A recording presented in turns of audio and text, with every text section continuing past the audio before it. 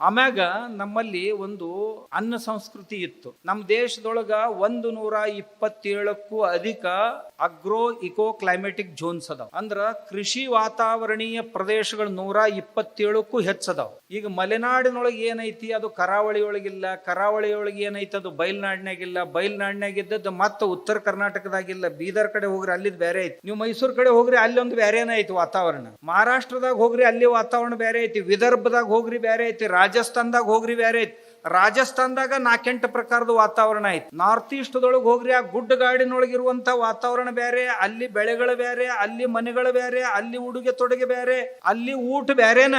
ದೇಶದೊಳಗೆ ನಮ್ಮ ದೇಶದಲ್ಲಿರುವಷ್ಟು ವೈವಿಧ್ಯತೆ ಇನ್ಯಾವ ದೇಶದಾಗೂ ಇಲ್ಲ. ಊಟದಲ್ಲಿ ವೈವಿಧ್ಯತೆ, ಇರುವಿಕೆಯಲ್ಲಿ ವೈವಿಧ್ಯತೆ, ಬಟ್ಟೆ ಬರೆಗಳಲ್ಲಿ, ಮನೆಗಳಲ್ಲಿ, ಭಾಷೆಗಳಲ್ಲಿ ಎಲ್ಲದರಲ್ಲಿಯೂ ವೈವಿಧ್ಯತೆ ಐತಿ ನಮ್ಮ ದೇಶದೊಳಗೆ. ಆದ್ರ ಅದು ಆಯಾ ಪರಿಸರದಲ್ಲಿ ಅದನ್ನ ಉಣ್ಬೇಕು ಅದನ್ನ ತಿನ್ಬೇಕಂತಿತ್ತು. ಈ ರೇಷನ್ ಅಂಗಡಿಯನ್ನು ನಮ್ಮ ದೇಶದಾಗ ಬಂದು ಅಲ್ರಿ, ಬಂದ ನಂತರ ಹಬ್ಬ ಹುಣ್ಣಿಗೆ ಅನ್ನ ಉಣ್ಣು ಮಂದಿ ದಿನ 2 ಹೊತ್ತು ಬಡಿಲಾಕ್ ಶುರು ಮಾಡಿದ್ರು.